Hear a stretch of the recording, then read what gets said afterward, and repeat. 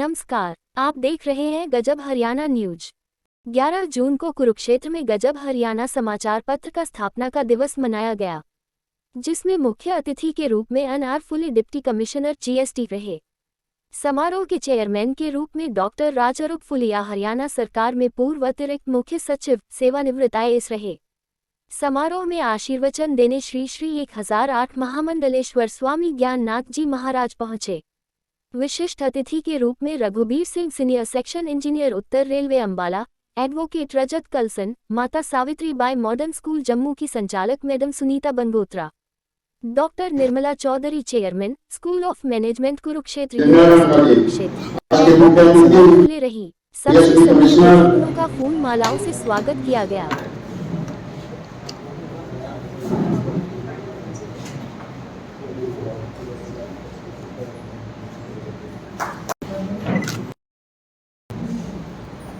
Sir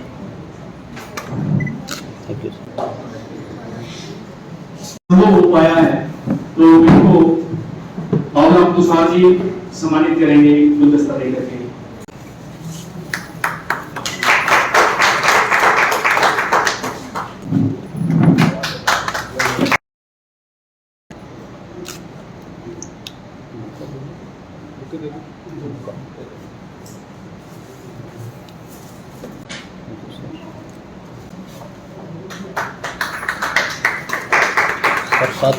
sir साथ में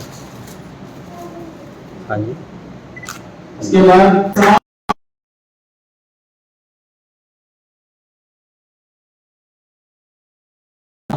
उनके अंदर जज्बा है कुछ करने का, हर जगह वो पूरे उसमें आत्मसमर्पण है उनका।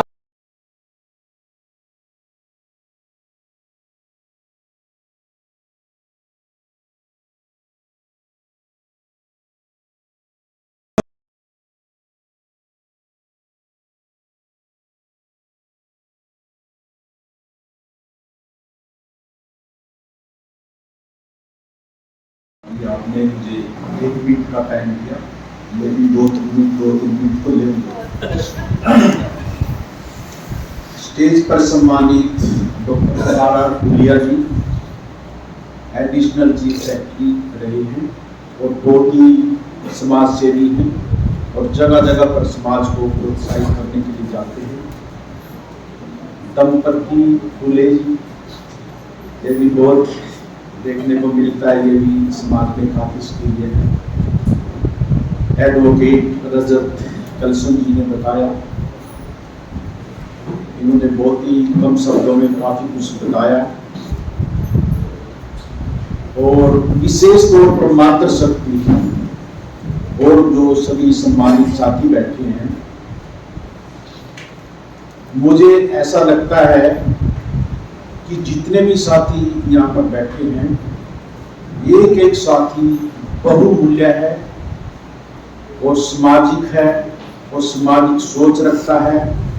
चाहे वो किसी भी फील्ड में काम कर रहा है, समाज को उठाने का प्रयास कर रहा है। हालांकि आज गजब हरियाणा के 5 साल हो चुके हैं, उसका प्रोग्राम है, लेकिन जब साथियों वक्त मिलता है, कोई स्टेज मिलती है, उस पर अपनी बात कहने में हिचकिचाना नहीं चाहिए। मैं 2018 में रिटायर हुआ पीएमपी से सीनियर मैनेजर, उसके बाद में वकालत करता हूँ बोर्ड में। रजत कलसन जी ने बताई दिया आपको, न्यायालयों में साथियों न्याय जल्दी नहीं मिलता, करोड़ों केस पड़े हैं, कल भी ये अखबार में आया था। इसलिए जब भी किसी भी साथी पे कोई भी छोटा सा भी अत्याचार होता है, उसको उसी टाइम ऑब्जेक्ट करो, कम से कम वो आगे से तो नहीं करेगा। और मैं अब मूल निवासी संघ राज्य का अध्यक्ष बनाया गया हूँ और जो मूल निवासी संघ है वो अम्बेडकरवादी महात्मा ज्योतिबा फूले और जो हमारे महापुरुष हैं उनकी विचारधारा पे काम कर रहा है। 9 अगस्त 2018 को जब हमारे संविधान की प्रतियां 5 व्यक्तियों द्वारा दिल्ली में जलाई गई, फाड़ी गई, तो उस टाइम नोटिस किया गया कि जो देश का सबसे पवित्र ग्रंथ संविधान होता है वो फट जाए, जला दिया जाए या उसको अपमानित किया जाए और देश में कोई आक्रोश विद्रोह ना हो, इसका मतलब ये है कि संविधान के बारे में लोगों को जानकारी नहीं है। तो उस वक्त जनवरी 2019 से गांव से उसके जो मूल निवासी संघ, मूल निवासी विद्यार्थी संघ, मूल निवासी कर्मचारी कल्याण संघ, मूल निवासी सबका संघ, जो इसके ऑफशूट विंग हैं, उन्होंने ये पढ़ लिया कि जो हमारा गरीब समाज है उनके मनों में संविधान के प्रति जागरूकता लानी है। उसके लिए एक BS4 अभियान चलाया हुआ है। बी से मतलब है भारतीय, एस जो 4 बार आता है उसका मतलब है संविधान, सम्मान, सुरक्षा और संवर्धन। साथियों, संविधान हमारी रक्षा कर रहा है, इसलिए हम सुरक्षित हैं। और अब क्योंकि संविधान को तोड़ा मरोड़ा हर तरह से मतलब असंवैधानिक तरीके से काम हो रहे हैं, हमारा फर्ज बनता है कि हम संविधान की रक्षा करें और ऐसे कार्यक्रमों को सुने। और एक और आप सभी से निवेदन, हमारे जितने भी साथी हैं वो किसी ना किसी फील्ड में काम कर रहे हैं, हमें उनको तन मन धन से सपोर्ट करना चाहिए, चाहे वो किसी भी फील्ड में है, और खुल के सामने आना चाहिए। यदि आप ये समझते हैं कि मनुवादी व्यवस्था के लोग आपको कोई आपका अधिकार देंगे, ये सपनों में भूल जाइए, क्योंकि हमारे पूर्वजों के साथ जो अत्याचार हुए हैं, यदि आप एकांत में बैठकर उनको एहसास करेंगे तो आपकी रूह कांप जाएगी। इसलिए जो हमारे महापुरुषों की विचारधाराओं पर काम करें, चलें। और मेरे को टाइम शायद 2-3 मिनट हो गया, उतना मैं लूँगा। तो आज गजब हरियाणा के 5 साल पूरे होने पर जरनैल सिद्धरंगा जी, बाबूराम तुषार जी और इनकी पूरी टीम को बहुत बहुत शुभकामनाएं देता हूँ और उम्मीद करता हूँ कि ये दैनिक गजब हरियाणा जल्दी बने। धन्यवाद, शुक्रिया।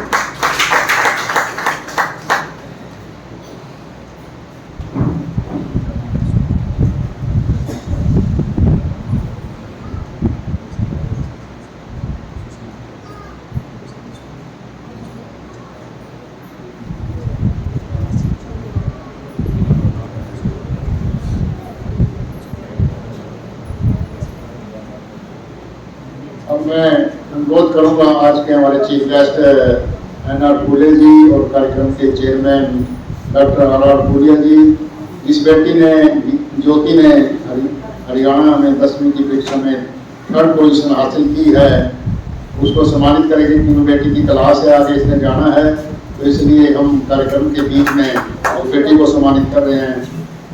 आज के चीफ गेस्ट NR फूलिया जी और सभी अतिथि आ जाएं, आगे आ जाएं बेटी के सम्मान के लिए। बहुत ही कम अवसर ऐसे मिलते हैं जब हमें बेटियों को सम्मानित करने का मौका मिलता है। जनरल जी बता रहे थे कि कितना मतलब चैलेंजिंग था ये काम, और आज के समय में कन्वेंशनल मीडिया और ये जो अखबार है, अखबार के रूप में ये बड़ा ट्रेडिशनल मेथड है, कन्वेंशनल मेथड है। आज सबके हाथ में सेल फोन है, सोशल मीडिया काफी एक्टिव है, और सोशल मीडिया के साथ कॉम्पीट करना अखबार का, पत्रिका का बहुत ही चैलेंजिंग है। और भाई ने मुझे बता रहे थे सभी को, वो कह रहे थे कि मैं कोई अपनी शेखी करने के लिए नहीं कर रहा हूँ, मैं इसलिए बता रहा हूँ कि लोगों को मोटिवेशन मिलती है जब आप अपने अनुभव शेयर करते हो कि आप परिवार भी संभाल रहे हो, नौकरी भी कर रहे हो, पत्रकारिता भी कर रहे हो और बड़े अच्छे से कर रहे हो। और मैंने तो अपने वंशजों में ये देखा है, हमारे जितने भी सेंट हुए हैं महाराज जी, वो सब अपनी पत्नी के साथ रह के समाज की सेवा करते रहे हैं। घर बार किसी ने नहीं छोड़ा, जो आज बेटियों में आ रही है सभी का रहा है घर बार के साथ काम करना और समाज को देना, ये बहुत ही एक जो कहोगे चैलेंज वाली बात है। और गर्व की बात भी है। गर्व होता है कि आप घर गृहस्थी में रहते हुए अपने बच्चों को पालते हुए दूसरे बच्चों की शिक्षा का ध्यान रखते हो। और यहाँ पे ऊपर एक बात अभी मैडम सुनीता से हो रही थी, जम्मू से आए हैं और हस्बैंड भी इनके से काम में कार्यरत है। जो थोड़ी छोटी चीजें मुझे इम्प्रेस किया है, मैं हर बार मौके से कुछ ना कुछ सीख के जाती हूँ। मेरी भी एक बिगनिंग है, एक तरह की कोई मैं नेताजी नहीं हूँ। तो मैंने देखा ज्योतिबा फुले की तरह ये कपल भी समाज की सेवा में लगा और स्कूल भी ज्योतिबा फुले के नाम से ही इन्होंने शुरू किया है, लड़कियों को शिक्षा दे रहे हैं और पूरी टीम को लेके आए हैं। मैडम आपको हरियाणा में बहुत बहुत स्वागत है और हम उम्मीद करेंगे बार बार आप हरियाणा आइए, यूनिवर्सिटी में भी आइए और इस तरह के प्रोग्राम्स में आप वाकई एक मोटिवेशन का जो है उदाहरण है, लाइव उदाहरण है। बच्चे सीखेंगे कि किस तरह से लोग समाज के लिए काम कर रहे हैं। और लड़कियों की शिक्षा, बार बार लड़की हूँ तो वहीं पे ध्यान आता है कि भाई लड़कियां जागेगी तो समाज परिवार जागेगा, लड़कियों का जागृत होना जरूरी है। इस तरह के जो प्रोग्राम होते हैं, ये सेलिब्रेशन सिर्फ एक बहाना है, इसके पीछे असली मकसद ये है जनता को जागृत करना है। जागरण के प्रोग्राम है, जो हम लोग सोए पड़े हैं ना, उसको जागृत करने की ये एक कोशिश रहती है। और मैं बात करूँ ये जो अखबार है या पत्रकारिता, ये 4 पिलर आप बोलते हैं इसको, चौथा स्तंभ, लेजिस्लेचर, जुडिशरी, एग्जीक्यूटिव के बाद तो 4 पिलर, 4 पांव जब आपके डेमोक्रेसी के होते हैं उसमें से एक पांव भी वीक होगा, एक पावा वीक होगा चारपाई का, तो चारपाई लुढ़क जाएगी। ये जो पिलर है पत्रकारिता वाला, मीडिया वाला, ये इतना स्ट्रॉन्ग होना चाहिए कि दूसरे तीसरे हर एक चारों पिलर जो है बहुत इक्वल स्ट्रॉन्ग चाहिए। एक भी वीक होगा तो डेमोक्रेसी लड़खड़ा जाएगी। अब इस पे अखबार पे इन्होंने लिखा हुआ है सच्ची व सटीक खबर। अखबार क्या है? लोगों की आवाज है। लोग नहीं कह सकते, लोग गरीब हैं, कमजोर हैं और हर आदमी पब्लिक में नहीं बोल सकता। तो ये जो अखबार का माध्यम है, ये आपकी और हमारी आवाज को, जो कहते हैं ना डिसीजन मेकर, वहां तक पहुंचाने की तरीका है गवर्नमेंट तक।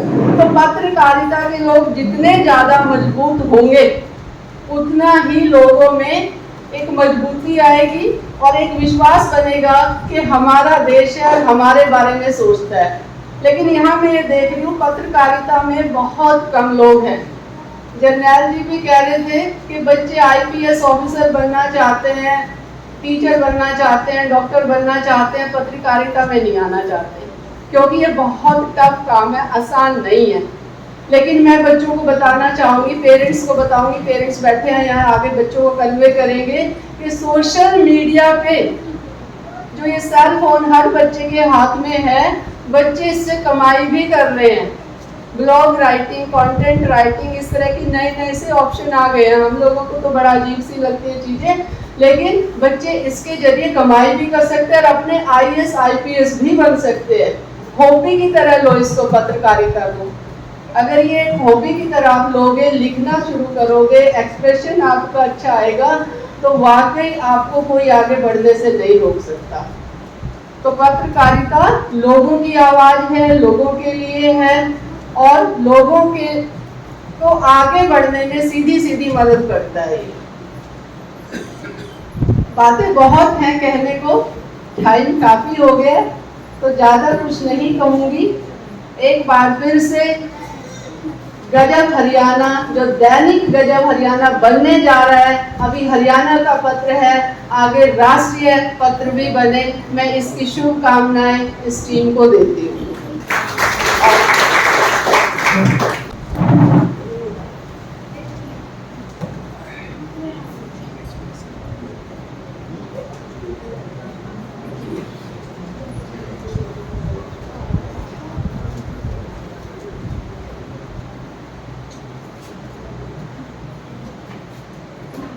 प्रोफेसर निर्मला चौधरी ने अपने यहाँ पर विचार रखे, धन्यवाद। अब मैं अनुरोध करूँगा कार्यक्रम को आगे बढ़ाते हुए हमारे बीच समाज के एक बहुत ही सम्मानित व्यक्ति, मैं तो यूँ कहूँगा समाज के रक्षक। जब भी कहीं को पता लगता है किसी व्यक्ति पर, समाज के व्यक्ति पर कोई आँच आई है, ये फौरन निस्वार्थ भावना में वहाँ पहुँच जाते हैं। रजत पर्सन एडवोकेट जो किसी परिचय के मोहताज नहीं, वो भी आए और अपने विचार रखें। रजत मंच पर आसीन हमारे बड़े ही सम्मानीय फुलिया जी, मंडलेश्वर जी और मंच पर मौजूद सभी सम्मानित प्रबुद्धजन और मेरे सामने बैठे हुए सभी साथियों को जय भीम, जय भारत। साथियों, आज गजब हरियाणा के 5वें स्थापना दिवस के अवसर पर मैं रंगा जी और उनकी जितनी भी पूरी टीम है, उनके सभी सदस्यों को बहुत बहुत बधाई देता हूं और उम्मीद करता हूं कि आने वाले समय में आप और भी ज़्यादा प्रोग्रेस करेंगे, प्रिंट के साथ साथ ऑनलाइन और प्रदेश के साथ साथ राष्ट्रीय स्तर तक अपना विस्तार करेंगे। आज के दौर में पिछले 8-10 सालों में जब पत्रकारिता जैसी चीज पर प्रश्न चिन्ह लगना शुरू हो गया है, उस दौर में जब पत्रकारिता एक विशेष पार्टी की, विशेष धर्म की चापलूसी करती नजर आ रही है, मेन स्ट्रीम मीडिया है, उस दौर में आप कमजोर समाज के होकर कमजोर समाज की बातों को, उनकी खबरों को निष्पक्ष तरीके से अपने न्यूज़पेपर, प्रिंट मीडिया के माध्यम से लोगों तक पहुंचाने का काम कर रहे हैं। ये एक बहुत ही हिम्मत का काम है। बहुत सारे लोगों ने पूरे हरियाणा में, पूरे देश में शुरुआत की थी। कुछ लोग हताश होकर बीच में छोड़ गए, लेकिन आप लोग बधाई के पात्र हैं कि आपने बहुत सारी मुश्किलें आने के बावजूद भी अपने संघर्ष को जारी रखा और आज आप अपने न्यूज़पेपर गजब हरियाणा के 5वें स्थापना दिवस तक पहुंच गए हैं सक्सेसफुली। मैं रंगा जी से पिछले काफी समय से टच में हूं और मैं थोड़ा सा अपने आप को इंट्रोड्यूस करना चाहूंगा। मैं एक एडवोकेट हूं और हरियाणा में खास तौर पे जो कास्ट एट्रोसिटी है, जो जातीय हिंसा है, शेड्यूल कास्ट कम्युनिटी के लोगों के साथ जो कास्ट वायलेंस होती है, आप लोग अक्सर अखबारों में पढ़ते होंगे कि फला फला गांव में दलित समाज के या एससी समाज के व्यक्ति का कत्ल कर दिया गया, फला फला समाज की छोटी सी बच्ची का गैंगरेप करके मार के फेंक दिया गया, उसकी डेड बॉडी नहर के किनारे मिली, फला फला गांव में एससी समाज के लोगों का सोशल बॉयकॉट कर दिया गया, एससी समाज के लोगों को जाति सूचक गालियां दी गई, फलानी सेलिब्रिटी ने एससी समाज के लिए जाति सूचक शब्द इस्तेमाल किए। आप अक्सर अखबारों में पढ़ते होंगे, लेकिन आप लोग सारे उच्च मध्यम वर्ग के लोग हैं और मुझे लगता है कि जब भी कोई इस तरह की एट्रोसिटी होती है, जब किसी का मर्डर होता है, किसी बच्ची के साथ रेप होता है, तब हम जब लोग फैक्ट फाइंडिंग करने के लिए मौके पर जाते हैं, तब पीड़ित परिवार की संवेदनाएं जो होती हैं, पीड़ित परिवार के जो इमोशंस होते हैं, उनको उस समय वहां पर जाना और उनकी उस क्रूशियल टाइम में लीगल असिस्टेंस उनको प्रोवाइड कराना, जब वो ये कह रहे होते हैं कि मेरे बेटे का साहब मेरे बेटे का मर्डर इसलिए कर दिया गया, हमारा कसूर केवल इतना है कि हम चमार जाति से हैं या वाल्मीकि जाति से या दानव जाति से। आज हम कॉन्स्टिट्यूशन लागू होने के 72वें या 73वें साल में हैं, 73 साल बाद हम लोग हैं, और उस दौर में भी हमारे पास कॉन्स्टिट्यूशन है, हमारे पास और बहुत सारे राइट्स हैं, SC/ST एक्ट हैं, और उस दौर में भी कास्टिज्म या कास्ट एट्रोसिटी, कास्ट वायलेंस खत्म होने की जगह पीक पर है। अगर आप NCRB का आंकड़ा उठा के देखें, नेशनल क्राइम रिकॉर्ड ब्यूरो का, तो महिलाओं के खिलाफ हिंसा के बाद जो कास्ट क्राइम्स हैं वो 2nd नंबर पर है। और एक बात और आपको मैं बता देना चाहता हूं कि महिलाओं के खिलाफ जितनी भी सेक्सुअल वायलेंस है, रेप है, गैंग रेप है, छेड़खानी है या और दूसरी तरह की घटनाएं हैं, अगर 100 महिलाओं के साथ होती है तो 80 महिलाएं उसमें 80 कम्युनिटी की होती है। तो आप अंदाजा लगा सकते हैं कि हम किस तरह के एक उसमें जी रहे। एक बार फिर मैं गजब हरियाणा के 5वें स्थापना दिवस के अवसर पर जनरल रंगा जी को और उनकी पूरी टीम को एक बार फिर बधाई देता हूँ। सभी को जय भीम, जय Bharat. To the assembly, here I am Jyoti from Nigdu. Actually, I read in Nigdu in Anand Public School. During one month, on a 16 July, my 10th exam result is out. I achieved 3rd position in Haryana and 1st position in my district, that is Karnal. So it is a very big achievement for me because I belong to a very middle class family. My father is a laborer and my mother is a housewife. We live in a Nigdu, that is a very small village. So जब मैंने इस exam की तैयारी करना शुरू किया था, तब मैंने ये नहीं सोचा था कि मैं 3rd पोजीशन हरियाणा में लेकर आऊँगी। मैंने ये सोचा था कि मुझे अच्छे नंबर लेकर आने हैं, जिससे मेरे परिवार का अच्छा नाम हो सोसाइटी में।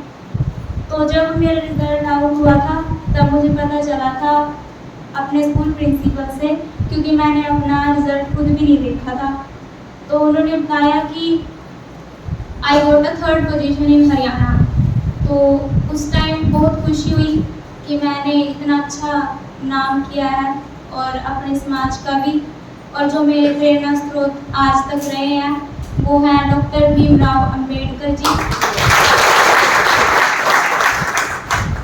क्योंकि वो ये सोचते हैं कि जो भी हमारा समाज है, SC समाज, BC समाज, शेड्यूल कास्ट समाज, वो एक है, ऑल इज वन। और मुझे उनका ये विचार सबसे अच्छा लगता है, इसलिए मैंने उनको अपना प्रेरणा स्रोत बनाया। और जब भी मैं उनकी फ़ोटो देखती थी कहीं पर, तो मुझे लगता था कि थोड़ा सही मैं जैसा कुछ काम करना चाहती हूँ। इसलिए मैंने सोचा कि I want to become a IPS officer, because IPS officer, if I become a IPS officer, I will do a very best for my society, because in my society there are many crimes which are belong to a very crucially. So जब भी मैं उनके बारे में सुनती हूँ तो मुझे लगता है कि अगर हमारा समाज जागरूक होगा तो शायद ये कम हो जाए। क्योंकि जिस स्कूल में मैं पढ़ती हूँ, आनंद पब्लिक स्कूल निगदू, वहाँ पर अपर क्लास के भी बहुत स्टूडेंट आते हैं। उन्होंने मुझे हमेशा नीचा दिखाने की कोशिश की है, हालांकि मैंने उनका कहीं जिक्र नहीं किया था। उन्होंने जब मेरे 10th के एग्ज़ाम के प्री बोर्ड चल रहे थे, तो उन्होंने मुझे वाल्मीकि समाज के बारे में उल्टा सीधा बोला था। तो उस टाइम पर मेरे पास रोने के सिवाय और कुछ नहीं था। तो जब मैं घर इस बात की शिकायत करती थी, तब मेरे घर वाले बोलते थे कि हम ऐसे ही समाज से हैं, लेकिन मुझे ये बात अच्छी नहीं लगती थी। तो मैंने सोचा कि मैं IPS ऑफिसर बनके इस बात को खत्म कर दूंगी। और जो वो बच्चे थे, आज जब वो मुझे अखबारों में, चैनलों पे देखते हैं तो कहीं ना कहीं उनको पता है कि हमने ही इसको थोड़ा कहीं ना कहीं हमने इसको नीचे दिखाया था, और जिसकी वजह से आप कह सकते हैं कि मैं नीचे गिरी। और मैंने इतनी जम के 10th का एग्ज़ाम इतनी लगन से, इतनी मेहनत से दिया कि मेरी मेहनत रंग लाई, और आज सबके सामने मैं आज खड़ी हूँ, तो मेरे लिए बहुत गर्व की बात है। और जो मेरा स्कूल है आनंद पब्लिक स्कूल लिखतू, वैसे तो वहाँ पर अपर क्लास के स्टूडेंट ज़्यादा हैं, और वो ठीक, लेकिन जो हमारे प्रिंसिपल हैं उन्होंने मेरा साथ दिया है। उन्होंने मुझे एक बात सिखाई थी कि जिसको जो कहना है वो तो कहेगा, लेकिन हमें पीछे नहीं देखना, हमें आगे देखना है। और मैंने वही किया, मैंने आगे देखा और आज मैं आप सबके सामने हूँ। Thank you. ज्योति ने बताया कि उसने 10वीं की परीक्षा में 3rd पोजीशन पाने के लिए इतनी कठिनाइयाँ आई, और कैसे कैसे उन्होंने स्कूल में जो उनके साथ बच्चे पढ़ते थे उनका विरोध का भी सामना करना पड़ा। लेकिन बच्ची ने बता दिया था कि मैं अपना भविष्य इस तरीके से बनाऊँ, और उसने उसी को अपना इरादा मानकर पढ़ाई की और आज उस मुकाम पर पहुँची है। पूरे प्रदेश में इस लड़की का नाम है। इस लड़की को हम सभी सैल्यूट करते हैं। हमारे 5100 रुपये देकर उन्हें सम्मान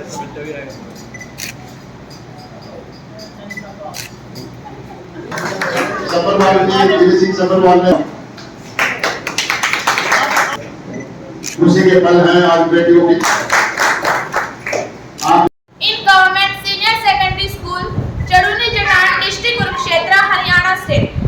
My father's name is Surinder. He is a labourer. My mother's name is Rani Devi.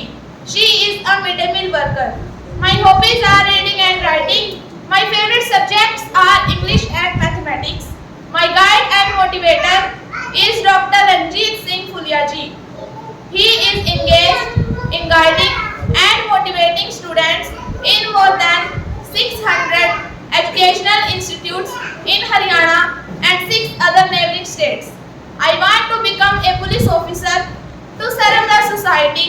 Our country is facing many problems like corruption, female feticide, dowry, hoarding, social and economic disparity, and discriminations of various types.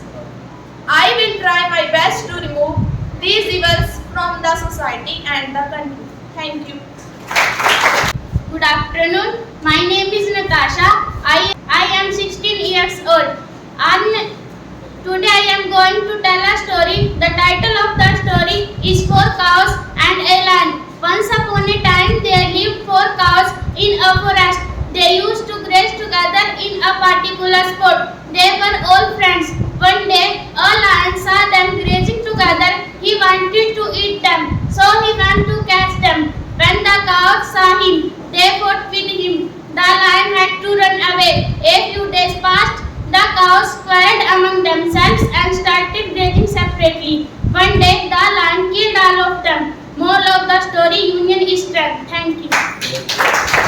तो ये तो सिर्फ 2 बच्चे हैं यहाँ पर, बाकी बहुत बच्चे हैं जो उन्होंने तैयार किए हैं। हर सेक्टर के अंदर जो इंग्लिश के अंदर जो स्पेलिंग मिस्टेक है उनकी बहुत ज्यादा है। अगर हम किसी एक सेंटेंस की बात करें, वो सेंटेंस बच्चे पूरा नहीं कर सकते। उस सेंटेंस के अंदर काफी गिनती में वो गलतियां करते हैं उसके अंदर जो इंग्लिश के वर्ड्स की। और ये बच्चे जो भी हैं वो तक सारे सरकारी स्कूल के हैं, ये private school. Good afternoon to one and all present here. My name is Niharika. I am 14 years old. I study in 10th standard in DAV Public School, Kurukshetra. My father's name is Jagdish Chandra. He is a principal in Government Senior Secondary School. My mother's name is Babita Kumari. She is a lecturer in Government School. My hobbies are reading, painting and studying. My favorite leader is Dr. Bhimrao Ambedkar. And my favorite subjects are mathematics and science. I want to be a judge to serve our country, as our country is facing many problems like female feticide, child marriage, dowry system, casteism, corruption, social and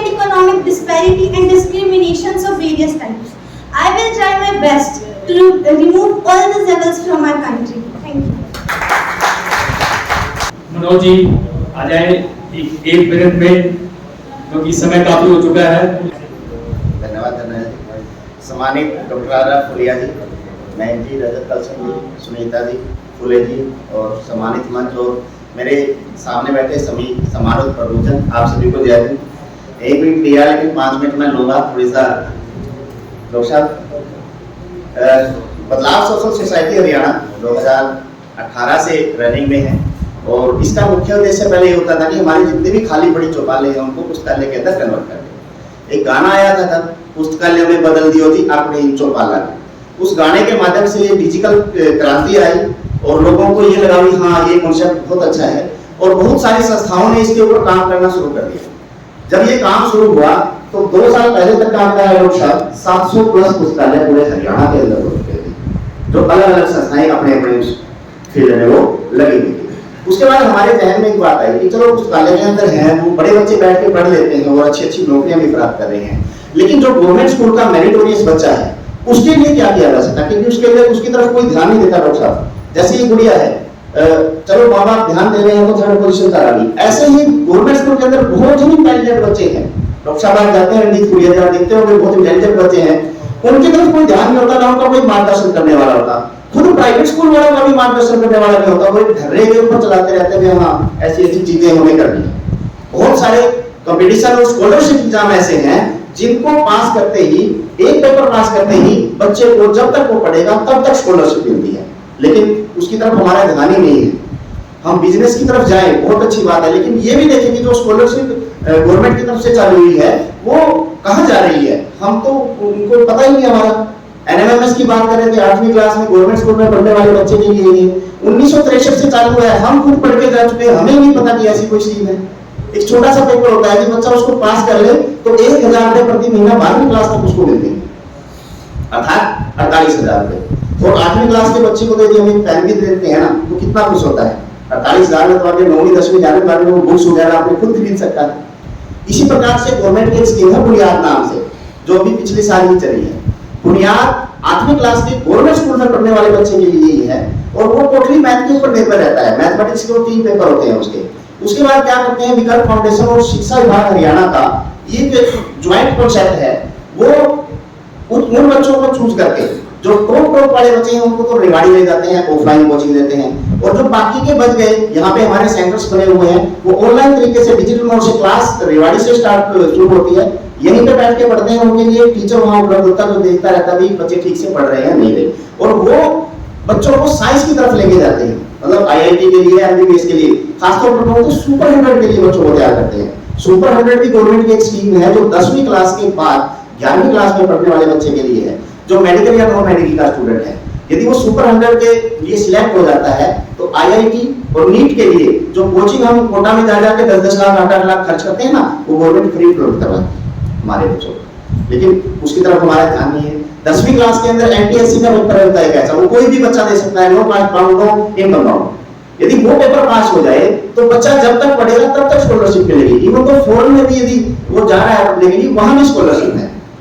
तो ऐसी बहुत सारी स्कीमों को ध्यान में रखते हुए हमने 2 साल पहले 1 एकड़ जमीन लगभग 50 लाख रुपए की समाज के सहयोग से वहां कैथल के अंदर खरीदी थी, और अभी वहां उसका एक ब्लॉक बनकर तैयार हो गया है। 9 अप्रैल को डॉक्टर फुलिया जी भी वहां पहुंचे थे और उसका उद्घाटन हुआ था। और 1 जून से, क्योंकि डॉक्टर फुलिया तो हमारा मार्गदर्शन करते रहते हैं, शायद ही कोई दिन जाता होगा जिस दिन ये बात नहीं करते और कहते हैं इसमें ये भी हो सकता है। हाँ जी बिल्कुल हो सकता है, इसमें करेंगे डॉक्टर साहब। नाम रखा है डॉक्टर भीमराव अम्बेडकर बहुआयामी प्रशिक्षण संस्थान। बहुत सारे आयाम उसके अंदर हम कवर करेंगे, लेकिन फिलहाल जून की छुट्टियों में 8वीं क्लास के बच्चे के लिए एनएमएमएस की और बुनियाद की तैयारी, यही यदि कहें तो बुनियाद में नहीं करना तो मैथमेटिक्स उसके अंदर सारा होता है, मैथ्स की तैयारी हम वहां पे करवा रहे हैं, ऑनलाइन ऑफलाइन दोनों मोड में। गांव से टेम्पो में या फिर माँ बाप अपने आप छोड़ जाते हैं, लगभग 100 के करीब बच्चे ऑफलाइन वहां एक क्लासरूम के अंदर बैठते हैं, और बाकी बच्चे हम हैं सरकारी स्कूल यूट्यूब चैनल से लाइव जुड़ सकते हैं। तो आपके संपर्क में कोई ऐसा बच्चा है तो उसको जरूर जोड़ें। और अभी आने वाले समय में हम सभी क्लासेस के लिए लगभग इवनिंग क्लासेस ऑनलाइन और ऑफलाइन दोनों मोड में शुरू कर देंगे। जो भी बच्चा इसका लाभ उठाना चाहता है वो इसका लाभ जरूर उठाए। और मैं गजब हरियाणा की पूरी टीम को, जरनैल जी को इनके 5 साल सफलतापूर्वक पूर्ण होने पर हार्दिक बधाई देता हूं। आप सभी ने सुना, इसके लिए बहुत बहुत धन्यवाद। जय हिंद। मुख्य अतिथि श्री अनाथ फुले, मंच पर आसीन गुरुदेव, बाकी सभा में उपस्थित प्रिय बंधु, सबसे पहले मैं गजब हरियाणा के संपादक श्री गंगा जी को बधाई देना चाहूँगा। इन्होंने अपने गजब हरियाणा के लिए 5 साल सक्सेसफुली पूरे कर लिए हैं। आशा करूँगा कि आगे भी निरंतर इस कार्य में अपना काम पूरा करते रहेंगे और इससे ज़्यादा सफलता प्राप्त करेंगे। मैं ज़्यादा तो नहीं बोलूँगा, लेकिन थोड़ा सा मैं पारिवारिक के हिसाब से, एक परिवार चलता है, इस दोनों मियाँ और बीवी कह सकते हैं, मैं और साथ में मेरी वाइफ। ये मेरे ख्याल पहला मौका है जब मैं साथ में नहीं लेके आया, इसी वजह से नहीं आ पाई, नहीं तो मैं ऐसा जहाँ भी जाता हूँ मैं साथ में चलते हैं। यहाँ पर जितने भी मेरे बुजुर्ग मेरे से बड़े ही हैं ज़्यादातर, मेरे को दिखाई दे रहा कोई मिसेज को तो साथ में दूर बच्चों तक नहीं लेके आए साथ में, जबकि किसी भी कार्यों को आगे बढ़ाने के लिए हमें परिवार को साथ में जरूर लेके आना चाहिए, ताकि वो हमारी पिछली और आगे आने वाली संभावनाओं के बारे में जान सके। ये बहुत बड़ी कमी नजर आती है, कहीं भी जाए हम यही नजर आता है। दूसरा, आजकल सोशल मीडिया का जमाना है, हर एक के पास मोबाइल फोन है, स्मार्टफोन है।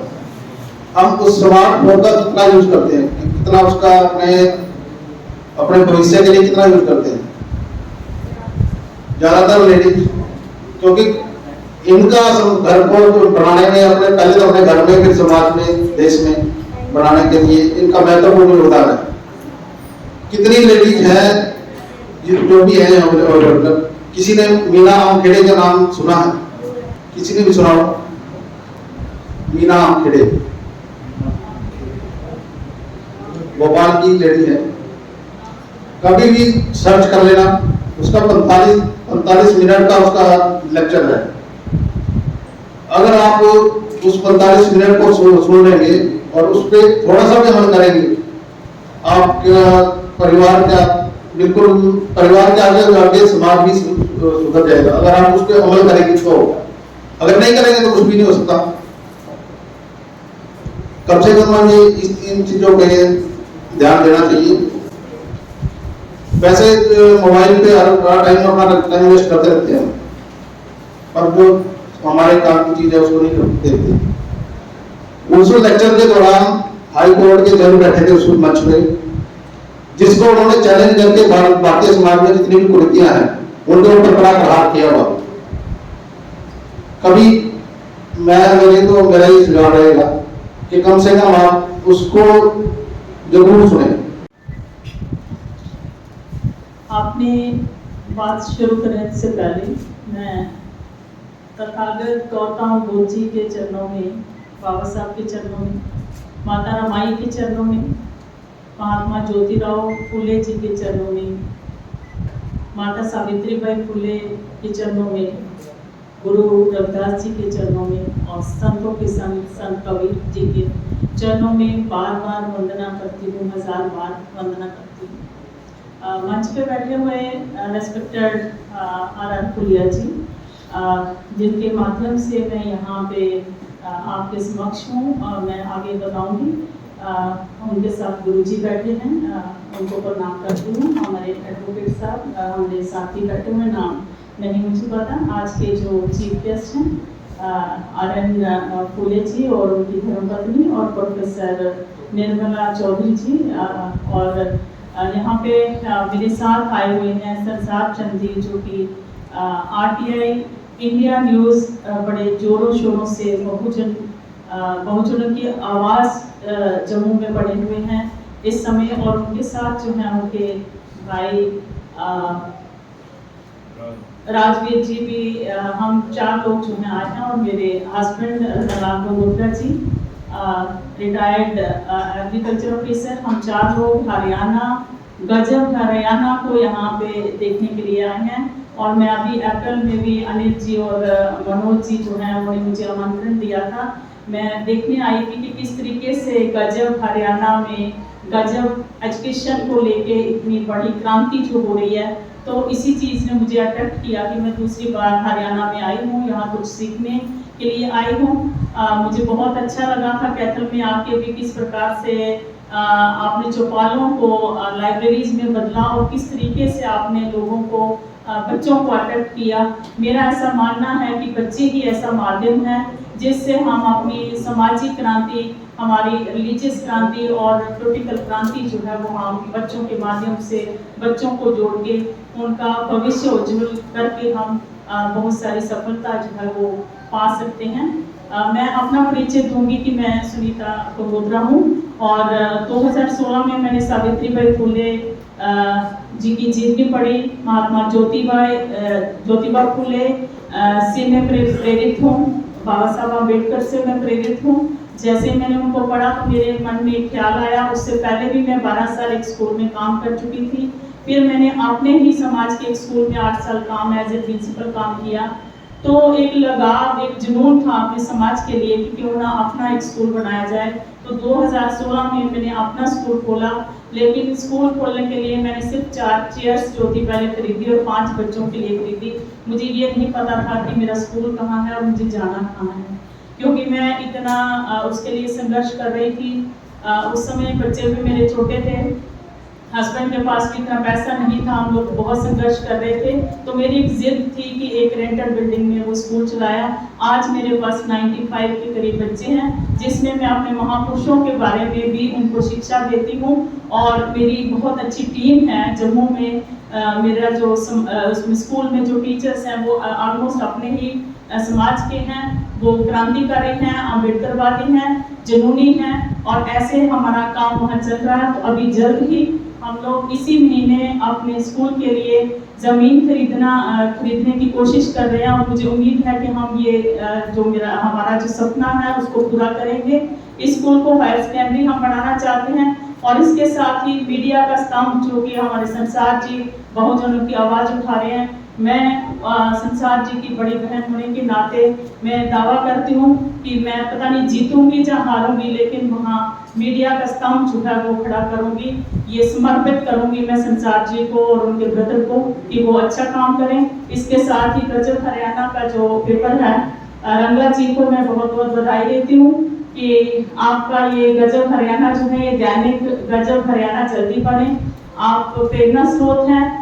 हम आपके पास इसलिए आए कि हम यहाँ से कवरेज करें और एक कंपैरेटिव स्टडीज करने के बाद डिफरेंट स्टेट्स में भी हम लोग जाना चाहेंगे कि वहाँ से भी हम पता करें कि हमारे समाज के लोग किस प्रकार से काम कर रहे हैं। उनसे प्रेरित होकर हम अपने स्टेट में भी इस तरीके के काम जो है वो कर सकते हैं। हमारी जम्मू में भी एक पेपर चल रहा है, वो भी काम कर रहे हैं। आपको सल्यूट है, आपकी टीम को सल्यूट है कि आप इसी तरीके से अपना कारोबार जो है वो बढ़ाते रहें।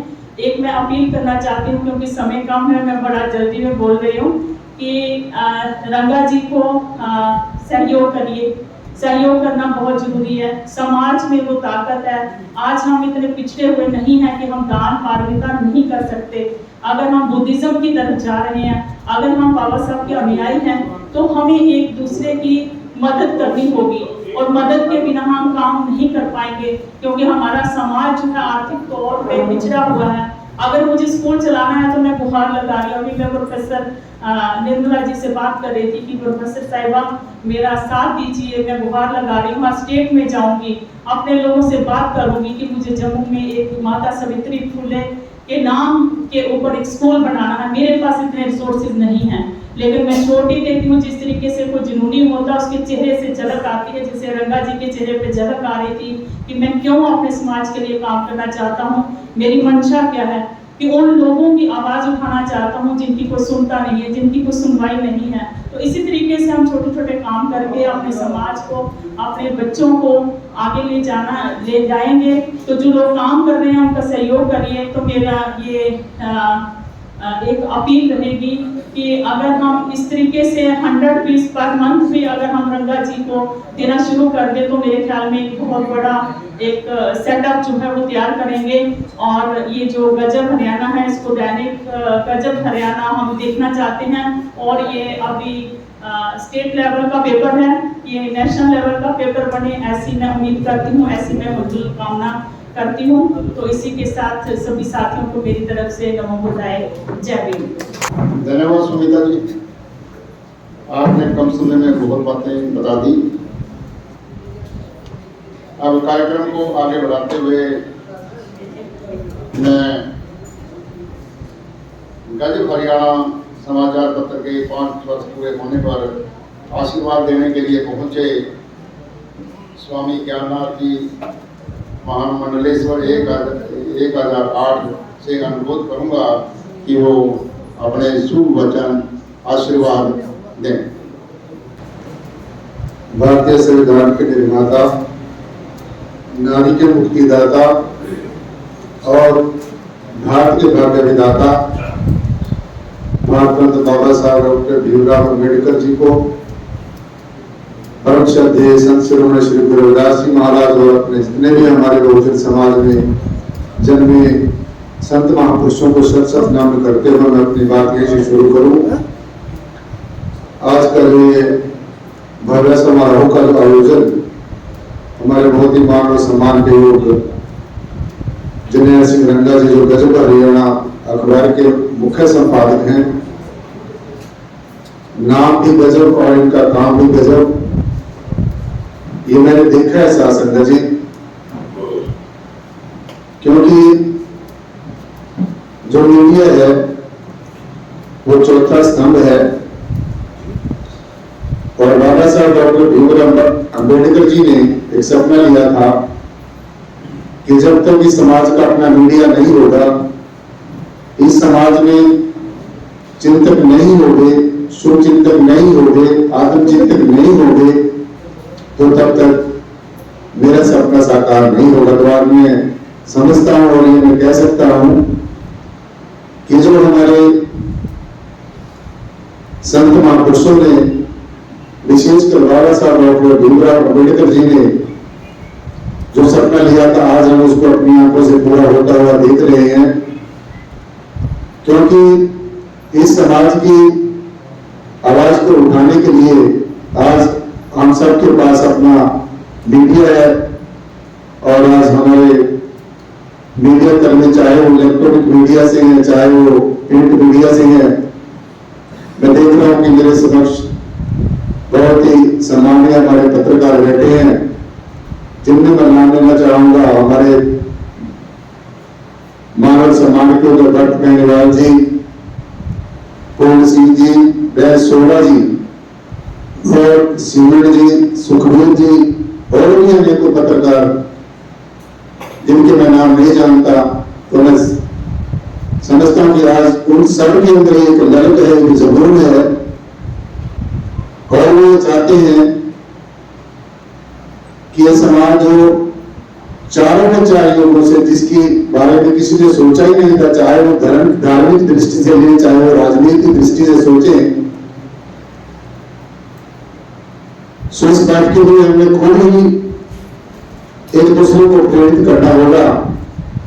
और हम सब ने बाबा साहब डॉक्टर भीमराव अम्बेडकर जी को अपना आइडल मानकर, अपना आदर्श मानकर अगर हम चलेंगे तो मैं समझता हूं कि हम सबके जो हम सोचते हैं वो जरूर पूरा होगा। क्योंकि आज अगर भारत का विकास हुआ है, चाहे वो किसी भी फील्ड में हम किसी भी क्षेत्र की बात करते हैं, आज अगर भारत के लोग सुख की सांस ले रहे हैं, आज अगर भारत के लोग किसी भी राजनीति की चाहे धर्म संस्कृति की बात करते हैं, तो जब तक ये देश पराधीन था, गुलाम था, तब तक ये सपना साकार नहीं हो सका था। सो इसका सारा श्रेय भारत की प्रगति का सारा श्रेय, चाहे वो किसी भी क्षेत्र की हम बात करें, वो बाबा साहब डॉक्टर भीमराव अम्बेडकर जी को जाता है।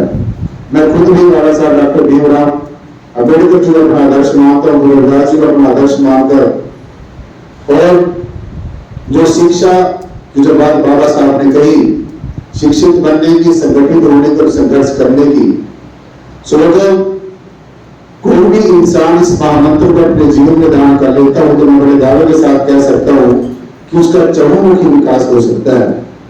इसलिए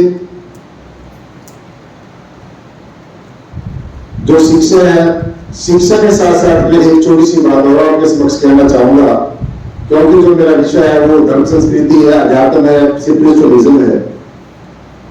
तो मैं समझता हूं कि चाहे हम कितने भी शिक्षित बनने, निस्संदेह शिक्षित बनना बहुत ज्यादा जरूरी है, क्योंकि शिक्षा ही वो शेरनी का दूध है, जैसे बाबा साहब ने कहा कि जो इसको पिएगा वो दहाड़ेगा।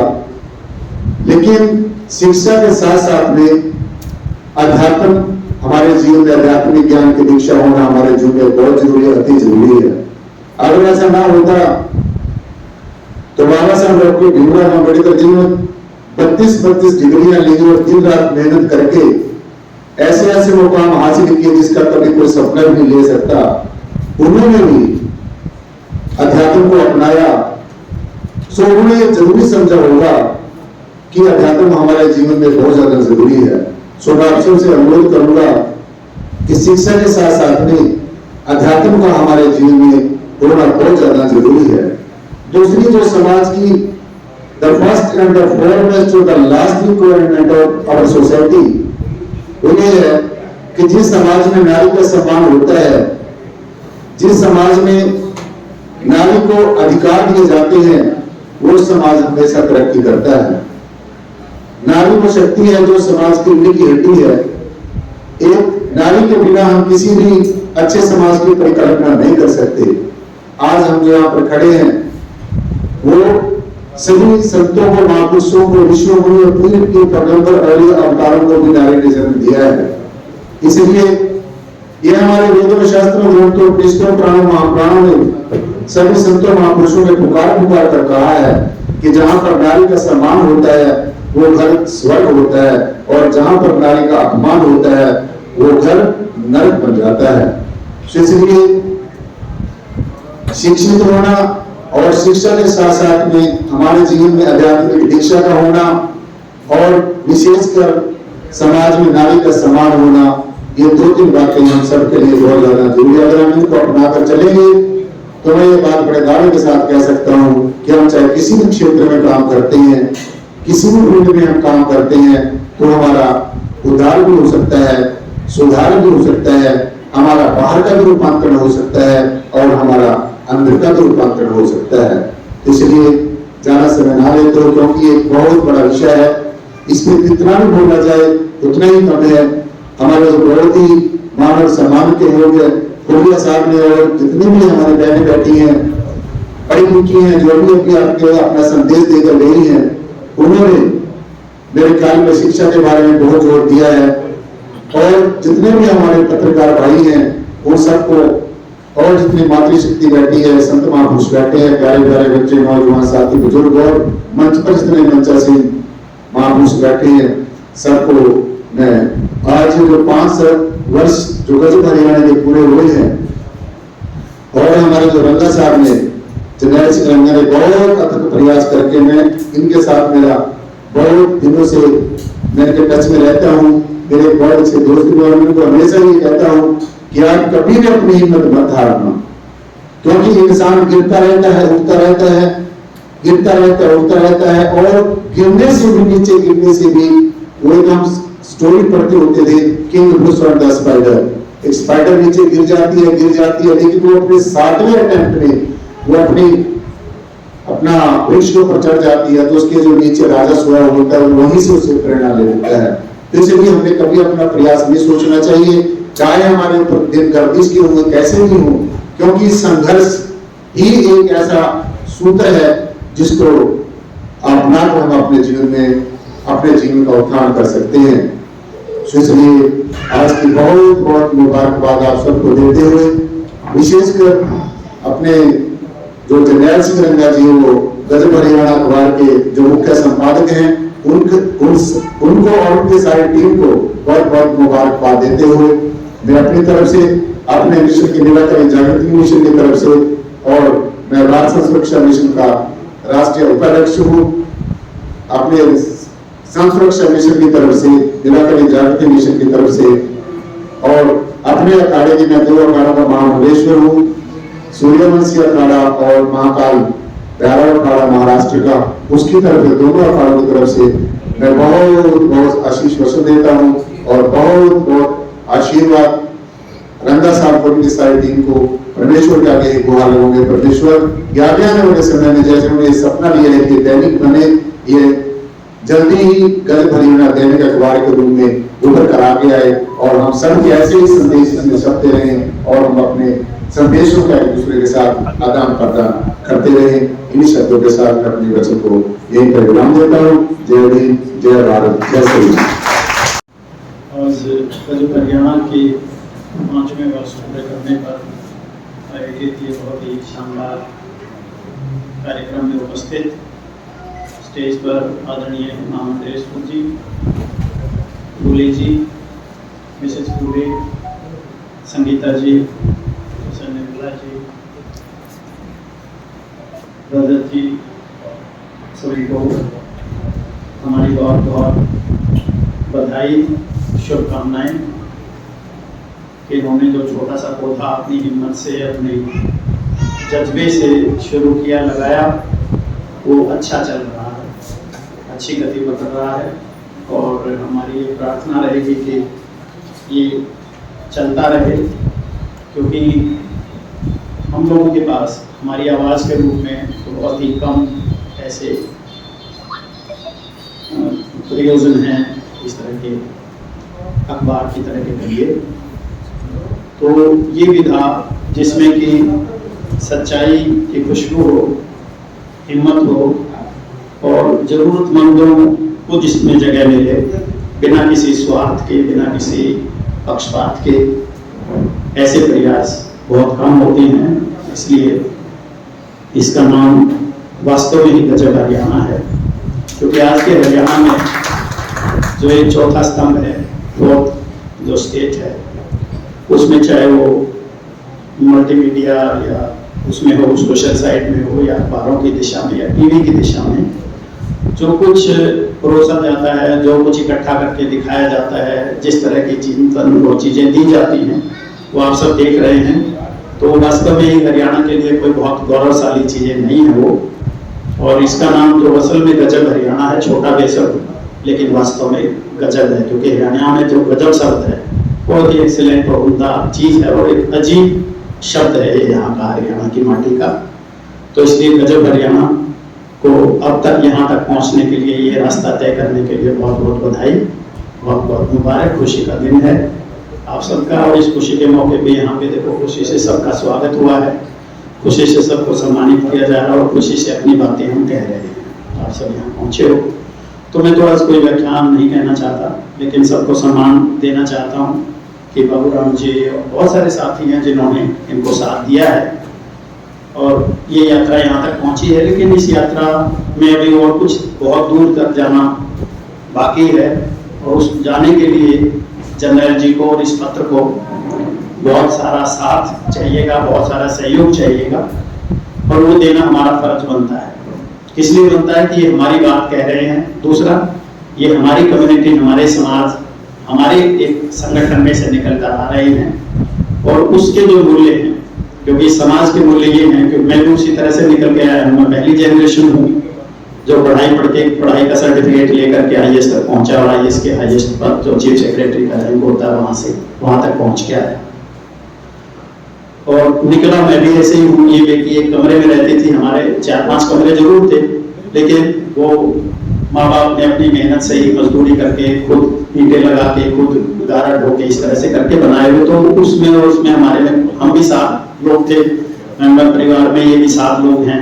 इनकी हालत आज के दिन भी थोड़ी ज्यादा कमजोर है, हमारी इतनी नहीं थी, लेकिन ऐसा कुछ नहीं था कि कोई बहुत ज्यादा बड़ी साधन थे, बहुत ज्यादा पैसा था, हमको बचपन में कोई जेब खर्चियां मिलती थी या कुछ और होता था, ऐसा कुछ नहीं था।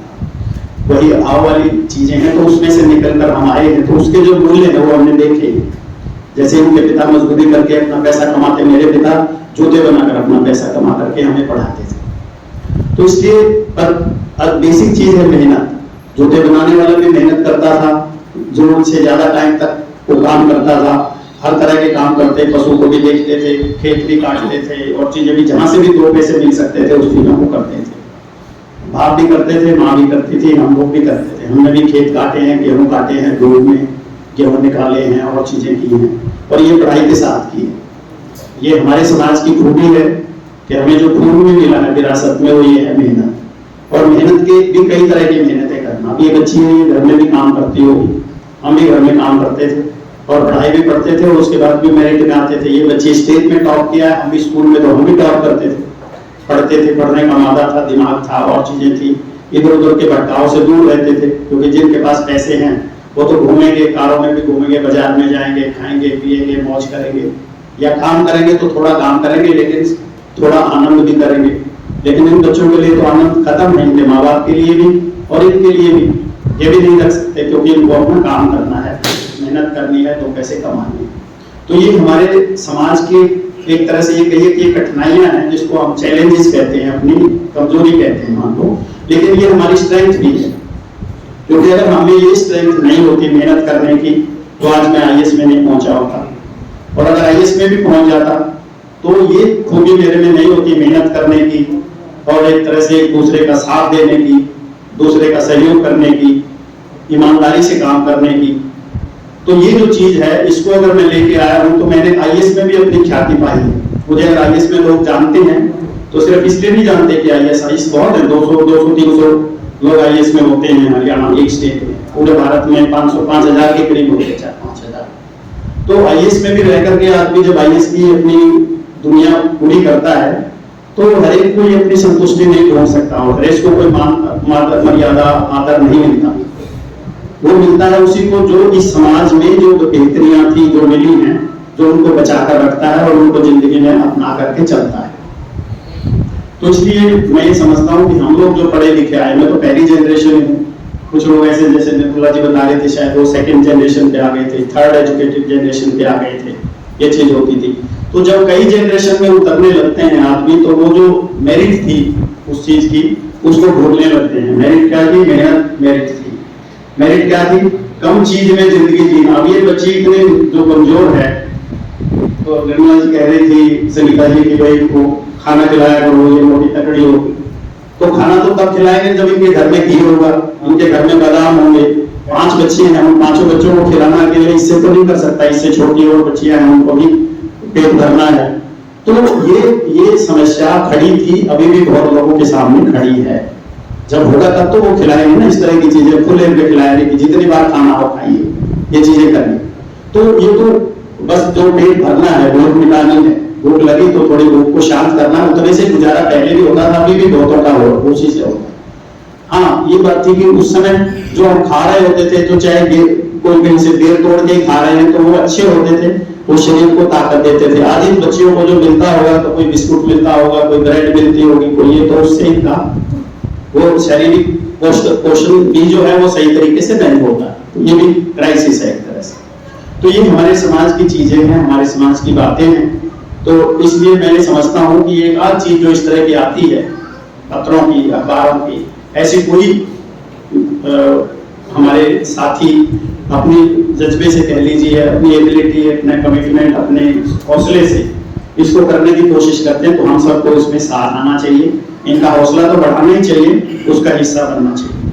तो इसलिए मैं तो समझता हूँ कि गजब हरियाणा का जो पेपर है, इसका इनका एक पूरा परिवार ये क्रिएट करे, और इन्होंने शुरुआत कर दी है उसकी। मान लो कुछ लोग इससे जुड़े हैं, वो फॉर्मल तरीके से जुड़े, क्योंकि परिवार में जो लोग होते हैं, कोई तो ऐसे दोस्त वगैरह होते हैं, कभी आ गए खुशी के माहौल में आकर के हिस्सा बन गए, फिर चले गए, फिर भूल गए, फिर कोई और होली दिवाली पे आके मिल गए, तो वो परिवार नहीं होता। परिवार वो होता है जो सदा कनेक्टेड रहता है, जो हर समय एक दूसरे के दुख दर्द का, कि आप ठीक चल रहे हो या नहीं, आपको कोई जरूरत है या नहीं।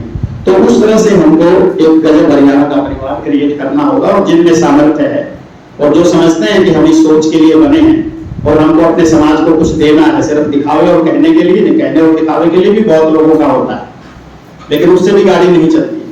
जो दिखावे के लिए आकर के सेवा करता है, दिखावे के लिए अखबार निकालता है, दिखावे के लिए छापता है, वो भी सेकंड रेट है, फर्स्ट रेट नहीं है। और यहाँ पे जब तक हम फर्स्ट रेट की कमिटमेंट समाज के लिए नहीं कर करके चलते हैं, तब तक ये जो फंसी हुई गाड़ी है जो दलदल में, उसका निकलना या उसकी गति पकड़ना इतना आसान काम नहीं है। तो इसलिए सब लोग समझते हैं कि कोई कुछ नहीं हो पा रहा, हम इतने हैं, यूनिवर्सिटी में सैकड़ों प्रोफेसर हैं, लेकिन वो लोग यहाँ पर रह करके कोई शिक्षा का भी कोई प्रोजेक्ट नहीं चला पाते। शिक्षा का एक प्रोजेक्ट चलाया तो हमारे टीचर दोस्तों ने चलाया, पीछे मनोज जी बैठे हैं, अनेक चीजें को सम्मानित किया गया। वो लोग टीचर के लेवल पे होते हुए स्कूल के, उन लोगों ने एक प्रोजेक्ट शुरू किया है, स्कूल या अम्बेडकर संस्थान, मल्टीपर्पज संस्थान। तो क्यों नहीं हमारे प्रोफेसर कर सकते? सैकड़ों प्रोफेसर एक यूनिवर्सिटी में होंगे, एक NIT में है उसमें भी होंगे, और भी यहाँ पे कॉलेजेस हैं गवर्नमेंट के, उनमें भी सैकड़ों होंगे। तो वो सारे लोग भी मिलकर के क्यों नहीं एक छोटा सा भी जो है एजुकेशन का, जब हम कहते हैं कि हमने बाबा साहब को पढ़ा है, बाबा साहब के ये हैं, उसके समाज के हैं, उनकी उसको लेके चल रहे हैं, तो वो लोग जब उन्होंने कहा कि शिक्षित बनो, तो शिक्षित बनाने को देख रहे हैं शिक्षा पे क्राइसिस है हर जगह पे। तो शिक्षित बनाने का आज के जमाने में, जो कि डिजिटल जमाना है, IT का जमाना है, उसके अंदर हम खुद इस तरह का कोई प्रोजेक्ट मिलजुल के करने के प्रयास करते हैं, जिससे हमारे बच्चों को, ज्योति जैसी बच्चियों को घर बैठे हुए, मित्रों में बैठे हुए भी उनको एक कनेक्शन मिला रहे, उनका लोगों के साथ जुड़ाव रहे, वो लोगों की बात सुन सकें, हमारे विचार सुन सकें, प्रोफेसर निर्मला जी के विचार सुन सकें, वो क्या कहना चाहती है, वो कोई क्या मार्गदर्शन देना चाहती है। तो ये कोई बड़ी चीज नहीं है आज के समय के अंदर, अगर हम उसको करना चाहें तो हमको जो भी हो, जितने भी हो, 50 नहीं चल सकते इकट्ठे होकर, 10-20 भी चलेंगे तो 10-20 से भी दुनिया बनती है।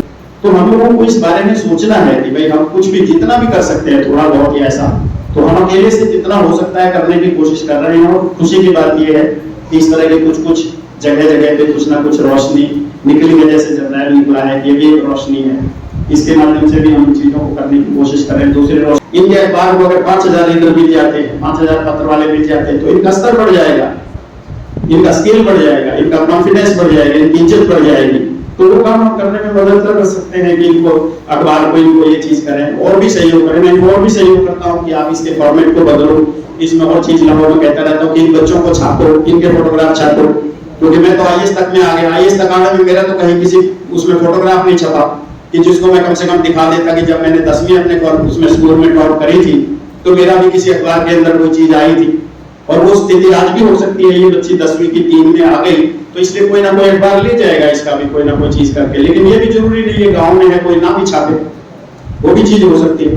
तो जब ये अखबार गजब हरियाणा यहाँ बैठा है, तो हमारे जो कुरुक्षेत्र के बच्चे हैं, कैथल के बच्चे हैं, यमुनानगर के, या पूरे हरियाणा, इवन भारत भी, तो उनके बच्चों की चीजें इनके पास आती रहे, चाहे जम्मू कश्मीर से भेजी जाए, सुनीता जी भेजे, संसार जी भेजे, तो वो बच्चे की छोटी मोटी न्यूज भी इस पे लगेगी तो कोई आदमी अपने प्रोफाइल पे लगा के रखेगा, उसको बताएगा, दिखाएगा मेरे अखबार में छपी है, चाहे वो अखबार कोई भी हो, लेकिन अखबार की न्यूज जो है ना, तो उसकी एक वैल्यू है जिंदगी में, उसका काम है, उसकी चीज है। तो इस तरह के काम हम इन चीजों को कर सकते हो। मैं तो सदा ये कहता रहता हूँ, लेकिन आप लोग क्योंकि आप जगह जगह बैठे हैं, तो इनको अकेले बंदे हैं, अपनी नौकरी के लिए भी पानीपत घूमते हैं, अपने परिवार को भी करते हैं, अपने बच्चों से रात रात जगा करके बेटियों से अखबार के उसके ऊपर एड्रेस लिखवाते हैं, तब जाके इनकी गाड़ी चलती है। तो मैं हम इनसे कितनी उम्मीद करें कि सारी जगह नजर घुमाते रहे, कहाँ बच्ची 3 नंबर पे आ गई, कहाँ पे 20वें पे आ गई, कुछ हो गया। तो उसमें हमारे समाज के दूसरे लोग जो जहां जहां बैठे हैं उनको मदद करनी चाहिए कि वो वहां से इस तरह की चीजों को पकड़ करके इनके पास भेजें, बताएं, उसकी स्टोरी बताएं, या उनका फोन नंबर दें ताकि उनसे फोन से बात करके इस तरह की चीजें कर सकें। और जब इस तरह की चीज होगी तो ज्यादा लोगों का उसमें स्थान मिलेगा, तो ज्यादा जगह पे अखबार जाएगा, अखबार की कीमत और उसका स्तर बढ़ेगा। तो इन सारी चीजों के करने में सहयोग देने की जरूरत होती है। अकेले जो है इतने बड़े प्रोग्राम कोई कर लेते, ये भी हिम्मत है कि इनके बहाने से आप और हम बैठे तो हैं। बहुत सारे लोगों ने मुझसे जिसमें नहीं मिले होंगे वो यहाँ के मिल लेंगे, मुझे नहीं सुना होगा, रजत जी को नहीं सुना होगा, तो आमने सामने सुनेंगे। तो इतना बड़ा प्लेटफॉर्म तो दे रहे हैं, सुनीता जी आ रही हैं, जम्मू से लोग आ रहे हैं, निर्मला जी आ रहे हैं यहाँ, तो इस तरह से ये मंच दे रहे हैं हमें। तो ऐसे ही गुजर जाते साल भर से पीछे कहाँ मिले, और अगले साल भी नहीं मिलेंगे, कौन मिलाता है? ये कम से कम साल में एक बार ये इस तरह का आयोजन करते हैं। तो इनको सहयोग करना हमारा फर्ज बनता है, म्यूचुअल अपने बेनिफिट के लिए। तो इसलिए मैं समझता हूँ कि आप लोग जो इसके साथ जुड़े हैं, इस परिवार से जुड़िए, जितना भी आप कर सकते हो, जो और लोगों को भी जोड़िए, उनको बताइए इन चीजों के बारे में, जो अच्छे अच्छे प्रयास हो रहे हैं इनके बारे में फैलाइए। आप लोगों के पास भी सोशल मीडिया होगा, आप में से बहुत सारे उस पर एक्टिव होंगे, तो एक्टिव होते हैं तो और चीजों की बजाय इस तरह की चीजें भी साथ साथ में डालिए ताकि लोगों तक ये पहुंचे और इनका प्रसार ज्यादा हो, इनका स्तर बढ़े, इस तरह की चीजें हो। तो मैं तो इस चीज को पुनः अपनी ओर से बहुत बहुत मुबारक कहते हुए और ये शुभ आशा करते हुए कि अगले साल में जितना ये 5 साल में बढ़ा है, ये अगले साल की जब ये 6वीं जयंती मनाएं तो इतना ही इसके अंदर, इतना ही प्रोग्रेस, इतना ही उभार कम से कम आना चाहिए। 5 साल के बराबर का उस गति को ये पकड़े और हम सब इनके साथ चले, इनको हिम्मत दें ताकि इनका जो बोझ है वो कम हो। नहीं तो कई बार कहते हैं सर मेरी आंखें कमजोर हो गई हैं, मैं रात को पढ़ता हूँ, कई बार तो ये होता है मेरे हाथ से फोन छूट जाता है। वो होगा ही जब आदमी ओवर एक्सेस और स्ट्रेसफुल रहेगा और चीज होगा, तो हमें इनको सहयोग देने की क्यों, क्योंकि अगर हम वैसे सहयोग ना दे सके, हमारे पास समय ना हो, मेरे पास तो समय भी है थोड़ा, मैं दे सकता हूँ जो भी दे सकती हूँ उनको, लेकिन मैं एक अलग तरह का सहयोग दे सकता हूँ, इन्हें जो चाहिए वो अलग तरह का है। तो अगर इनके पास अगर फाइनेंस होगा तो ये अपनी बेटी से ना लिखवा करके लिखने वाला काम तो कोई भी 15,000 रुपए का आदमी कर सकता है। तो एक आदमी को 15,000 का बैठा हो जो अखबार में ये चीजें लिख सके, उसकी पोस्ट कर सके और चीजें कर सके, तो इनका कंधा हल्का होगा और ये भी थोड़ा आराम से जिएंगे, ये सब चीज करेंगे। नहीं तो ये लगे कि 10वीं से जब से लगा हूँ तब से समाज सेवा कर रहा हूँ, ये कर रहा हूँ, तो करते रहे, अच्छी बात है। अब इनका अनुभव हो गया है, ये और लोगों को जोड़ें, तो आप लोग इनको और कुछ ना हो तो कम से कम फाइनेंशियली जो आप कर सकते हो, आप सब में मुझे लगता है सब अच्छे वेल ऑफ लगते हो, ऐसा नहीं कि आप लोग नहीं कर पाएंगे उसको, तो थोड़ा थोड़ा सा इनको करें और सहयोग जो है मिलजुल करके सालाना कुछ ना कुछ एक परिवार के रूप में जुड़ करके, तो मैं समझता हूँ ये गति पकड़ेगा। और इस तरह के अगर एकाध भी पौधा बहुत बड़ा हो गया तो वो हजारों पौधों को आगे और जन्म देगा, जिसकी जरूरत है। तभी हमारे समाज में ये जो बहुत सारी चैलेंजेस आ रही हैं इनको निपटने का हमारे पास में एक समाध आएगा ये सब चीज का, और हम लोगों का बैठना है, मिलजुल के इकट्ठा होना, एक दूसरे को मान सम्मान देना, अपने राय विचार, अपनी जिंदगी के अनुभवों के माध्यम से जो है एक दूसरे को लाभान्वित करना, साथ देना, सहयोग देना, उनको प्रोत्साहन देना, ये करना जो है हमारा फर्ज है। और आपको नहीं बल्कि ये बात बच्चों तक पहुंचने की चीज होनी चाहिए कि बच्चे भी ऐसे प्लेटफॉर्म बने जो बच्चे भी आए, जुड़े, युवा जुड़े, महिलाएं जुड़े, बहनें जुड़े, क्योंकि जैसे निर्मला जी कह रहे हैं तो वो जब आएंगी महिलाएं साथ में ये होगी, उनको इज्जत से ये किया जाएगा, जिन्होंने कुछ किया उनको इज्जत से सम्मानित करोगे, उनको माइक दोगे, ये करोगे तो एक प्रथा चलेगी। एक दूसरे के माध्यम से बच्चों पर भी और महिलाओं में भी जो प्रतिभा है वो प्रतिभा सामने आएगी, उस सिर्फ पुरुषों में नहीं है, उनको तो प्लेटफॉर्म मिलते हैं। तो ये पत्र जो है महिलाओं को, लड़कियों को, उनको भी मंच से बढ़ाएंगे। आप सबका बहुत बहुत धन्यवाद, थैंक यू। मंच पर उपस्थित परम आदरणीय doctor Shri R.R. Phulia ji IAS, additional chief secretary retired, Mahamandaleshwar Swami Gyannath ji, हमारे मेरे छोटे भाई लगाओ, मेरे क्लासमेट दोस्त रघुवीर सिंह जी, ये 8वीं तक मेरे गांव में अनून गांव में क्लास फेलो थे और मेरे गांव में 35 साल के बाद यहाँ रघुवीर सिंह से। श्री रजत कलसन जी, ये एक ऐसा चेहरा है जिसको हरियाणा का पूरे देश के लोग, अपने समाज के लोग जानते हैं, पहचानते हैं, और इनकी जो भूमिका है हमारे समाज के प्रति, जो समाज के ऊपर अत्याचार और दमन होता है, पुरजोर तरीके से उसका विरोध करते हैं। जैसे उन्होंने अपने बारे में बताया कहां तक सुप्रीम कोर्ट तक लड़ाई लड़ी है, उनको मैं सैल्यूट करता हूं।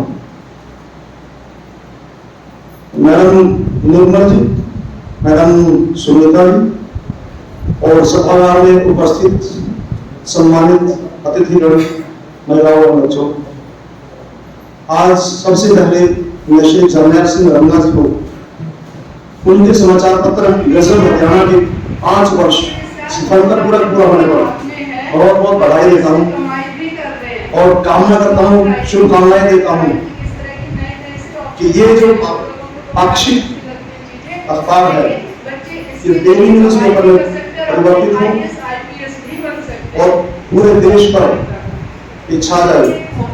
इनकी जो पत्रकारिता है एकदम बैलेंस्ड और अगर किसी भी तरीके का कोई भेदभाव या कोई खबर छुपाने की अतिशयोक्ति वाली बात हम लोग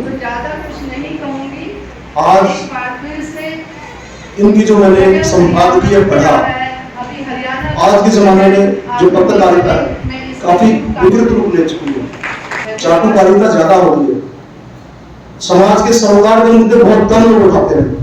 इनके संपादकीय मैंने देखा, आज वाले नहीं, वैसे तो मैं हमेशा ही पढ़ता हूँ, जो बाबा साहब का सपना था और उन्होंने 1950 में संविधान भी दे दिया। जैसे श्री रजत कलसन जी ने बताया कि 71 साल तक पूरा होने के बावजूद भी हमारे समाज के ऊपर कितने अत्याचार, कितना डिस्क्रिमिनेशन, भेदभाव है, तो इन्होंने आज जो उसमें लिखा है कि ये बड़े दुर्भाग्य की बात है कि समाज में जो पहचान है लोगों की, वो कुल, वंश, जाति और पुराने समय में हम क्या काम करते थे उसके आधार पर पहचान होती है। ये तब है जब भारत विश्व गुरु बनने की तैयारी में है। इन्होंने आगे लिखा है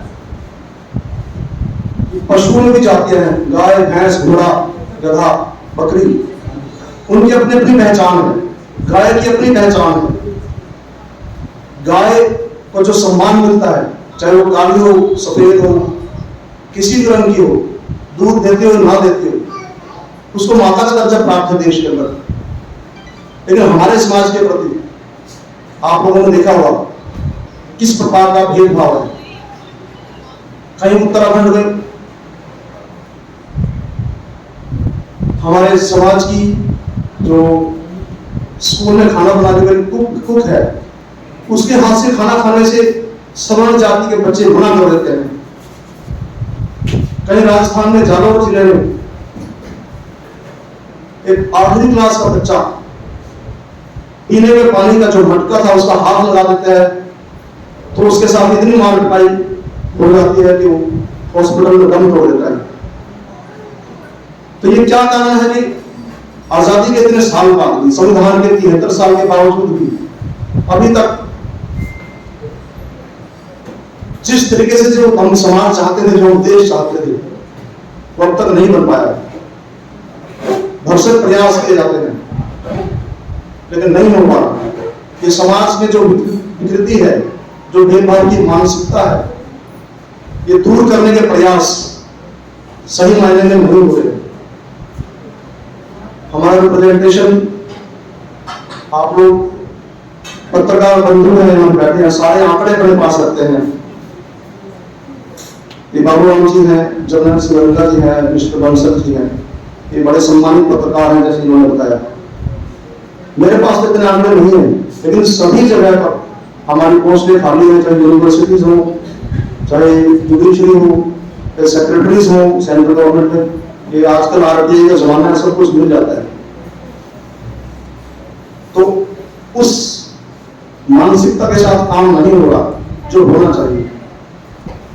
इस मिशन में बाबा साहब ने हमारे समाज को बराबरी देने के लिए अपने 4 बच्चों की कुर्बानी दे दी।